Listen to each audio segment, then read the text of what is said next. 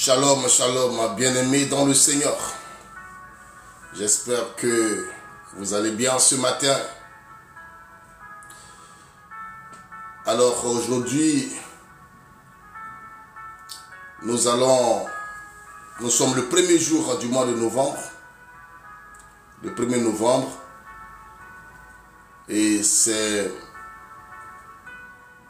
le jour où l'Église met à profit pour penser à tous les saints. Mais y compris nous-mêmes, puisque nous sommes appelés à être saints. Nous prions pour tous ceux qui étaient avec nous, qui nous ont quittés. Et que nous croyons sont près de Dieu. Ceux qui n'ont pas accepté le Seigneur, nous prions aussi pour eux, pour que la grâce de Dieu puisse les localiser. La Bible dit que les bontés de Dieu ne sont pas limitées. Il est capable de pouvoir les assister, de pouvoir leur donner le chemin de la vie. Dieu bénisse quelqu'un. Alors aujourd'hui, je voulais vous partager l'évangile du jour.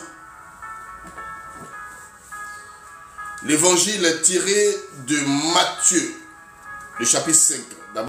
Tout ce que vous êtes, Dieu vous bénisse, Dieu vous arrose de sa grâce.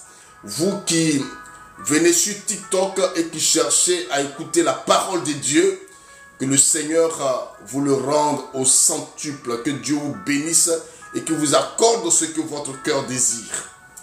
Alors, le passage d'aujourd'hui est tiré de Matthieu, chapitre 5, versets 1 à 12. Voyant la foule, Jésus monta sur la montagne et après qu'il fut assis, ses disciples s'approchèrent de lui.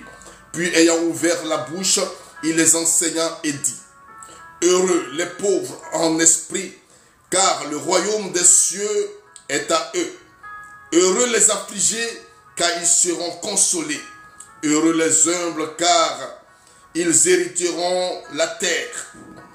Heureux ceux qui ont faim et soif de la justice, car ils seront rassasiés. Heureux les miséricordieux, heureux ceux qui procurent la paix, car ils seront appelés fils de paix. Heureux ceux qui sont persécutés pour la justice, car le royaume des cieux est à eux. Heureux serez-vous lorsqu'on vous outragera, qu'on vous persécutera et qu'on dira faussement de vous toutes sortes de mal à cause de moi. Verset 12.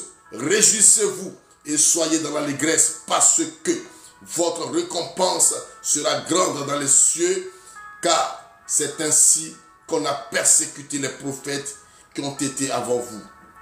Acclamons la parole du Seigneur. Alors, bien-aimés dans le Seigneur, comme je vous ai dit, aujourd'hui nous avons une pensée pour nos défunts. Nous avons une pensée pour toutes les personnes qui nous ont quittés. Je profite pour rendre hommage et adresser une prière à l'intention de ma mère génitrice, de ma grand-mère, sans laquelle je ne serais pas là où je suis.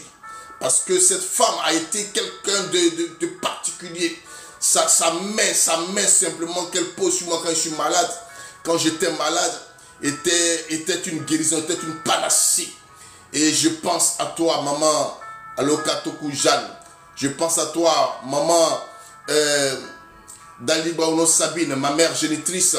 Je pense à Étienne, mon papa, mon père, Étienne Daplé.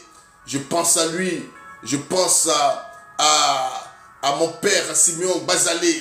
Je pense à mon père, Gabriel Crofo. Mon père, Bédia Gabriel, je pense à vous tous, je pense à tous ceux qui sont partis et qui nous ont dévancés. Nous aussi, nous serons là-bas un jour. Donc, il faut souvent penser à eux. Voilà, mettez les cœurs, mettez les cœurs. Mettez les cœurs pour tous nos défunts, mettez les cœurs pour tous nos défunts. Vous savez, souvent, on ne parle pas de la mort. On ne parle pas souvent de la mort. Et c'est pourquoi les gens sont dans le mensonge, ils sont dans les fausses choses. Ils pensent qu'ils seront éternels. Un jour, nous allons quitter ce monde. Bien-aimé dans le Seigneur, c'est une réalité.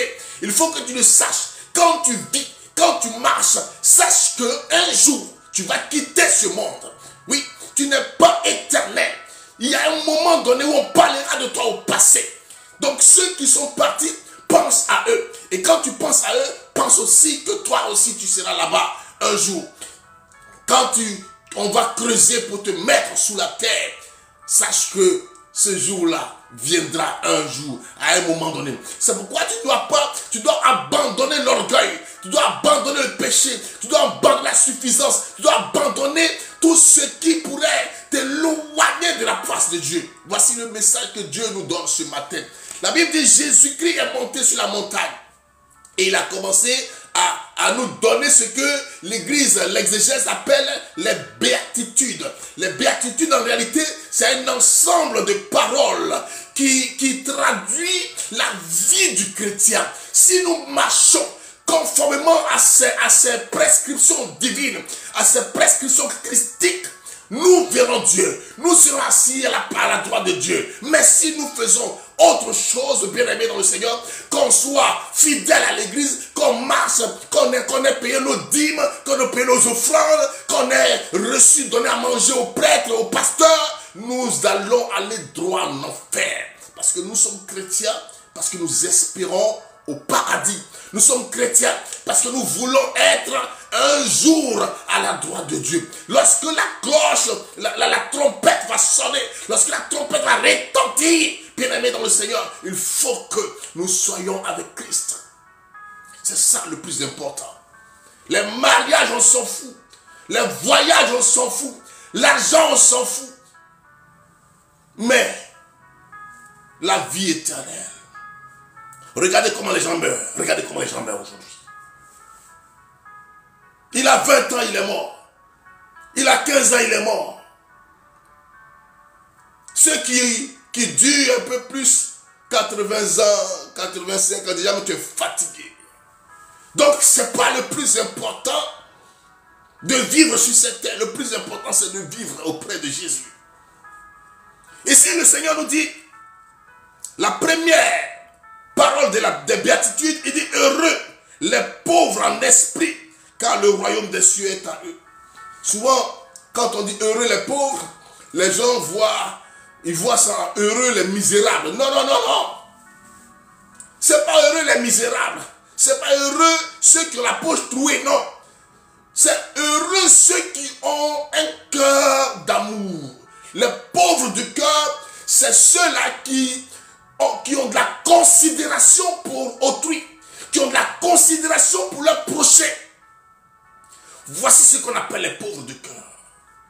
La considération pour leur prochain. Ils aiment l'homme. Gloire à Dieu. Les pauvres de cœur. Il y a des gens qui méprisent leur prochain à cause de ce qu'ils ont. Comme toi, tu as une voiture et que l'autre marche, tu ne le considères pas. Mais peut-être tu as ta voiture, mais lui, il a quelque chose que toi, tu n'as pas. Considère les gens. Même ta servante, il faut la considérer. Ton boy, il faut le considérer. Parce qu'il a quelque chose que tu n'as pas. C'est pourquoi tu l'as recruté pour travailler pour toi.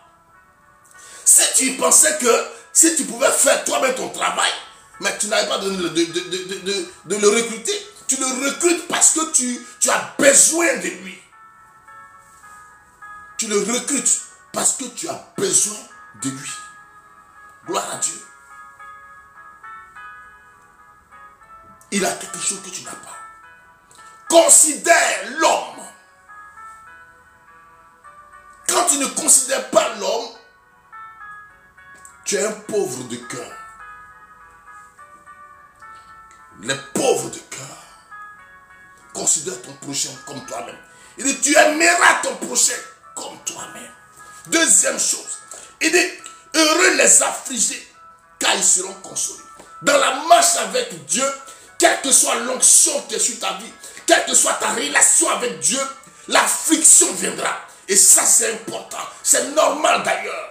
Tu seras souvent affligé, comme notre Seigneur Jésus-Christ lui-même a été affligé. Il a été affligé. lorsqu'on a commencé à l'accuser, on a commencé à le traiter mal. Mais c'est douloureux. La douleur d'être un enfant de Dieu. La douleur d'avoir accepté de quitter le monde pour appartenir à Dieu. Tu seras affligé. Là où tout le monde réussit, quand toi tu arrives, là tu échoues. Tout simplement parce que tu es un enfant de Dieu. Gloire à Dieu. On dit concours. Les autres ont l'argent, toi tu n'as pas l'argent. Tu es intelligent. Quand tu arrives, tu tapes poteau. Et ça te donne gourmet. L'affliction là, c'est le gourmet. Heureux les affligés. Affligés dans ton foyer. Affligés dans ton travail. Affligés dans ta famille. Mais le Seigneur dit, ils seront consolés. L'heure de la consolation viendra. Où tu connaîtras la consolation. Elle commencera d'abord ici-bas. Une consolation humaine. Et après, la consolation éternelle. Parce que quand tu seras auprès du Seigneur, tu auras tout oublié. Et tu béniras Dieu même que les gens t'aient affligé. Le troisième point de béatitude dit, heureux les miséricordieux, car ils obtiendront miséricorde. Les miséricordieux. Il y a deux sens dans le terme miséricordieux. Le premier sens, c'est ceux qui pardonnent. Le sens du pardon. Il y a des gens qui ne pardonnent pas. On laisse faire quelque chose, sinon je ne veux pas. Mais toi, tu sais ce que tu fais à Dieu chaque jour. Il faut que tu pardonnes. Il faut avoir un cœur prêt à pardonner. Prêt à abandonner. Le mal qu'on t'a fait là, il faut laisser tomber. Vous voyez, on est parti de l'affliction, mais l'affliction, c'est quelqu'un qui te met le couteau dans le cœur. Comprenez? Donc la personne qui t'a mis le couteau dans le cœur là, laisse tomber. La miséricorde. Mais les miséricordieux aussi, c'est ceux qui partagent. Quand tu regardes quelqu'un qui est dans la disette, qui est dans le manque, qui n'a pas à manger, tu partages avec lui ce que tu as, le peu que tu as. C'est le sens aussi de la miséricorde. Partage ton pain. Comme ce cantique qui dit, partage ton pain avec celui qui a faim. Recueille chez toi le malheureux. Partage ce que tu as. La miséricorde. Avoir pitié des pauvres. Penser aux pauvres. Il y a des gens qui amassent tellement d'argent et ils sont heureux. Quand tu vas, ils ont une maison, une chambre où il y a tellement d'habits. Il y a chambre de chaussures, il y a chambre d'habits, il y a chambre de quoi? Ils ne peuvent pas enlever quelque chose pour envoyer la Caritas. Il faut y penser. Heureux les miséricordieux, car il vous sera fait miséricorde. Quand tu pardonnes, tu seras pardonné. Et nous-mêmes on le dit, pardonne-nous nos offenses comme nous pardonnons. Si tu partages aussi ce que tu as avec l'opprimé, bien-aimé dans le Seigneur, quelqu'un partagera ce qu'il a avec toi. Je vais parler de Jésus-Christ de Nazareth. Il partagera son amour avec toi. Il partagera sa grâce avec toi. Il partagera son trône avec toi. Alléluia. Au verset 8, il dit, heureux ceux qui ont le cœur pur, car ils verront Dieu. Un cœur pur. Le cœur pur. Quand un cœur n'est pas pur, c'est qu'il est sale. Oh, le cœur sale, c'est quoi? C'est les gens qui ont beaucoup de choses, qui gardent tellement de choses dans leur cœur.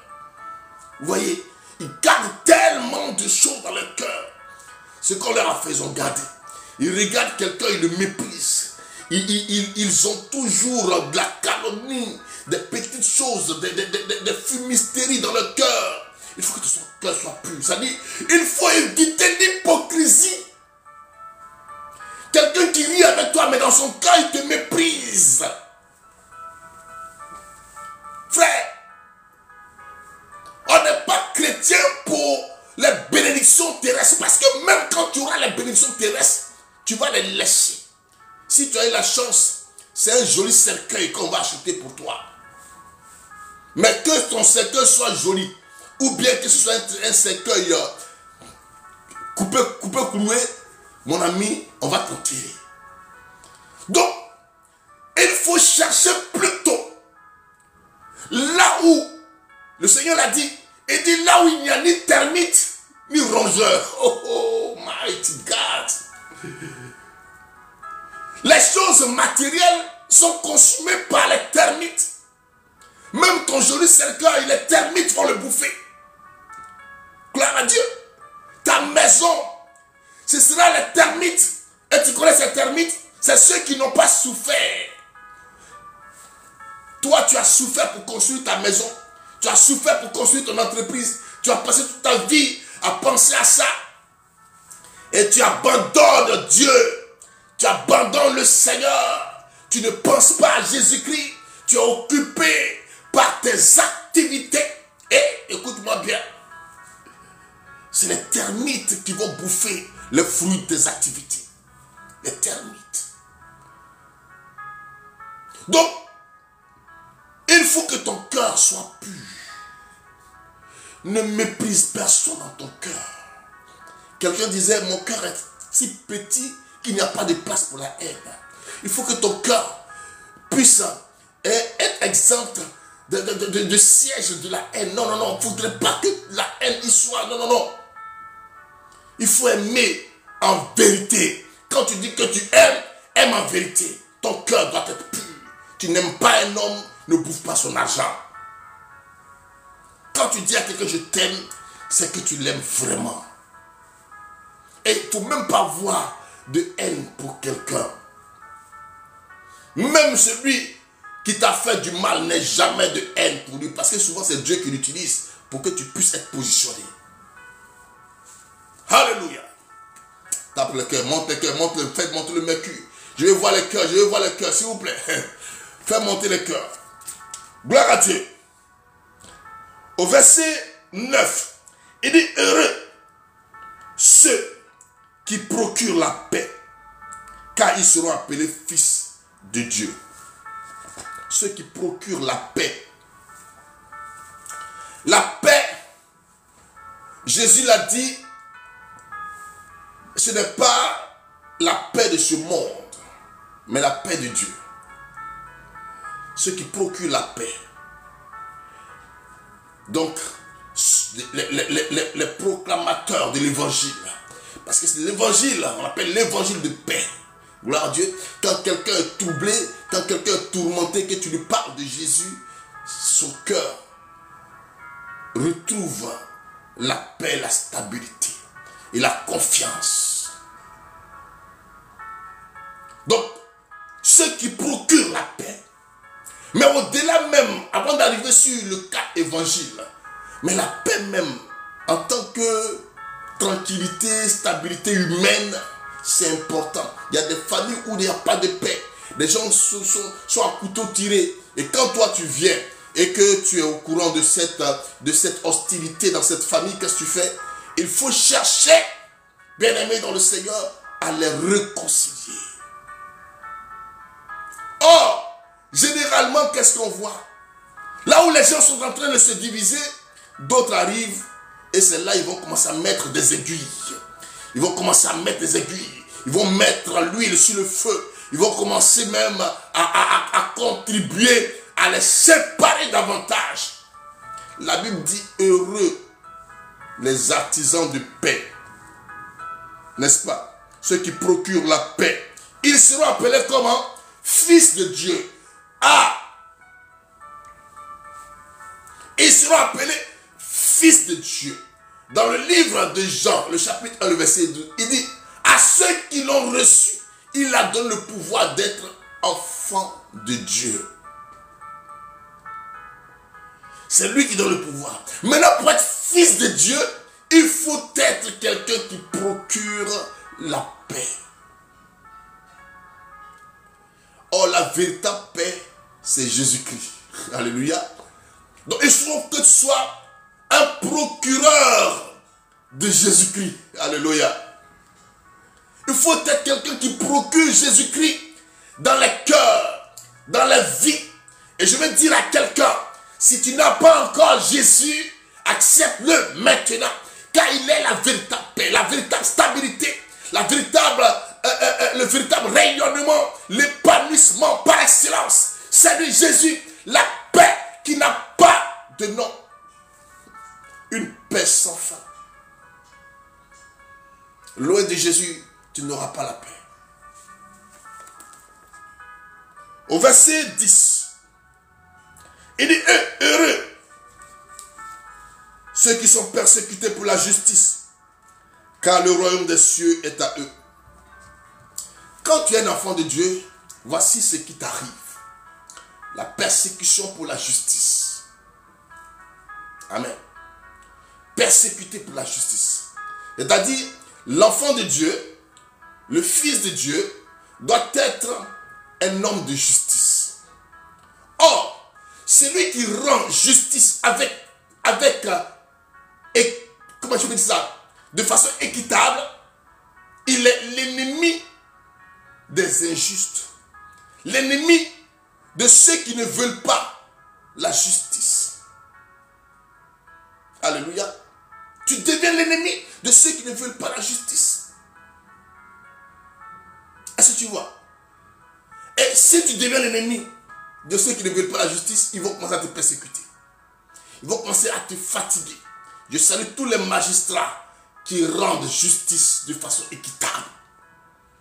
Qui rendent justice là où il faut. Mais malheur à ceux qui prennent des pots de vin et qui donnent des verdicts sataniques, du mensonge. Ici, il dit quoi? Il dit heureux ceux qui sont persécutés pour la justice, car le royaume des cieux est à eux. Ça veut dire, ceux qui ne rendent pas justice n'hériteront pas du royaume. Ce n'est pas moi qui le dis, c'est le Christ qui le dit.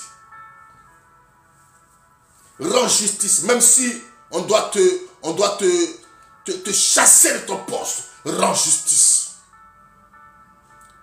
Rends justice. Tant que tu es dans la vérité, il y a quelqu'un qui est assis sur son trône et qui voit ta fidélité et ta justice.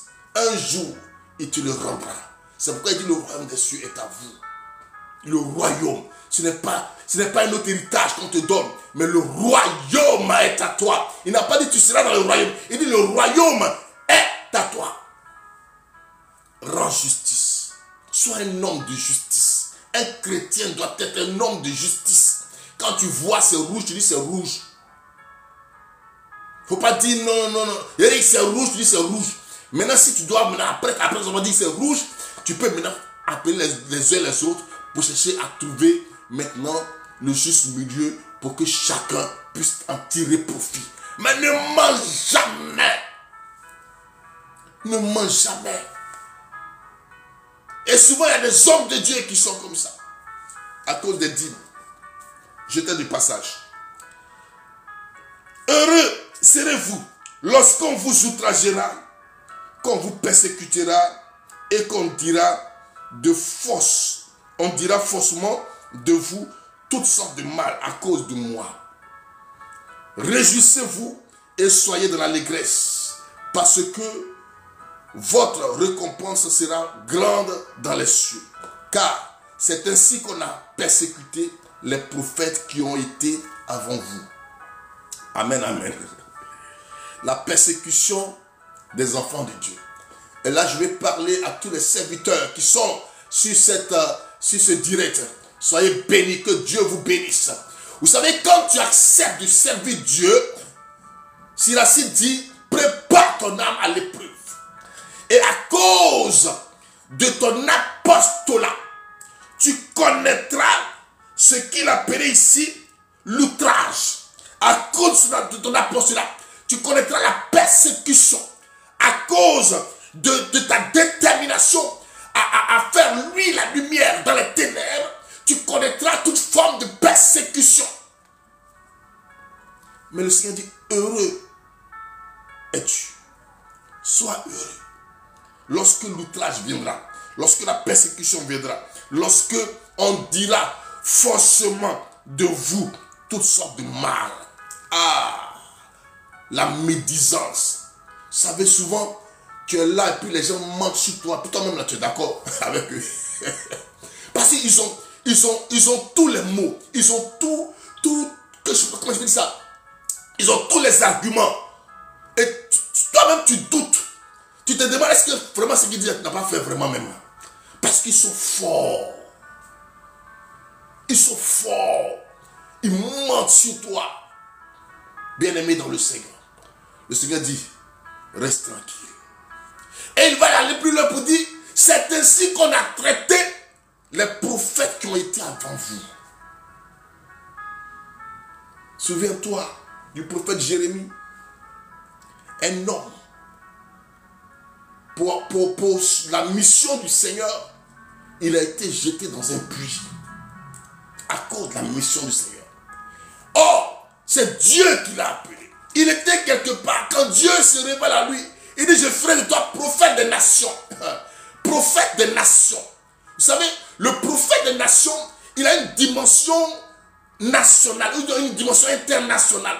Donc, il annonce les oracles pour les nations. Il parle aux chefs d'État, il parle au roi, il parle aux dignitaires. Et quand le dignitaire est dans l'erreur, il lui dit, et tu es dans l'erreur. Mais tu es qui pour dire à un chef d'État aujourd'hui, de nos jours, là, toi tu es qui pour dire à un chef d'État, tu viens de commettre une horreur, tu viens de commettre quelque chose qui n'est pas bon, qui n'est pas bon. Tu es qui pour dire ça? Dis-le et tu signes ton arrêt de mort. Dis-le et ta famille est persécutée. Dis-le et tout de suite on va chercher des dossiers, des faux dossiers pour t'incriminer, pour dire même que tu es homosexuel, pour dire même que tu es franc-maçon, pour dire plein de choses sur ta vie. Tout simplement parce que tu as parlé de la part de Dieu. Et tu seras persécuté. Mais le Seigneur dit, heureux es-tu. Et c'est très important. Parce que souvent, les serviteurs de Dieu peuvent crier. Vous savez, quand David a crié dans le psaume 22, mon Dieu, pourquoi m'as-tu abandonné? Et pourtant, c'est toi qui m'avais appelé. Mais où es-tu, Seigneur? Le Christ même, persécuté, en ciel et terre, il a crié, mon Dieu, pourquoi m'as-tu abandonné? Le Seigneur dit, je ne t'ai pas abandonné, je suis là. Heureux es-tu. Bien-aimé dans le Seigneur, au moment où ce jour, l'Église nous donne de penser à nos défunts, pensez aussi à nous-mêmes. Notre marche vers le Seigneur. Nous allons vers le Seigneur. Mais comment? Comment est-ce que nous évoluons? Comment est-ce que nous avançons? Eux, nos parents, ils sont déjà partis. Nous prions pour eux, pour que Dieu leur pardonne leurs péchés et qu'il les accepte. Mais et nous, est-ce que nous pourrons avoir peut-être part à la même grâce que... Parce que ce n'est pas parce que je suis en train de prêcher l'évangile que forcément je serai auprès du Seigneur. Non, non, non, la Bible dit, je vous dirai, je ne vous ai pas connu. Il dit, je ne vous ai pas connu. Et Seigneur nous aussi. Ah, ce qu'on fait là, il ne nous a pas connus. Mais pourquoi il ne nous a pas connus? Parce qu'on n'a pas été sincère. On n'a pas été sincère. Donc soyons sincères dans notre marche avec Dieu. Le message que Dieu nous donne ce matin, c'est la sincérité, la franchise, l'amour du prochain, le partage, le don de soi. Être prêt, même si on te met un couteau là, à dire Jésus-Christ est mon Seigneur et mon Sauveur personnel. Alléluia. Bien-aimé dans le Seigneur, je prie que le Seigneur te bénisse. Que sa faveur soit sur toi. Nous sommes dans le mois de novembre. Un nouveau mois. Aujourd'hui, c'est le premier jour de ce mois de novembre 2025. Que Dieu arrose ta vie. Qu'il te rende prospère à tous égards. Que Dieu ouvre les portes de ce mois de novembre. Afin que toutes les portes qui étaient fermées maintenant s'ouvrent. Que ces portes-là s'ouvrent. Et que les vannes maintenant commencent à souffler sur ta vie. Que Dieu te protège à tous égards. tout projet maléfique contre toi, je le détruis au nom de Jésus-Christ. Je prie que le Seigneur te conduise. Quand tu seras dans un véhicule, que ton véhicule soit sécurisé par l'armée du Dieu vivant. Quand tu mettras quelque chose dans ta bouche, si quelqu'un l'empoisonne, que le Seigneur fasse extraire ce poison au nom de Jésus-Christ de Nazareth. Que Dieu t'élève, que Dieu te rende prospère dans tous les domaines de ta vie. Sois à la tête et jamais à la queue. Au nom de Jésus-Christ de Nazareth. Dieu te bénisse et que sa faveur, sa grâce t'accompagne à tous égards. Que vous puissiez, ceux qui n'ont pas pu suivre, puissent suivre ça en différé. Shalom à tous. Que Dieu vous bénisse et très bon week-end à vous.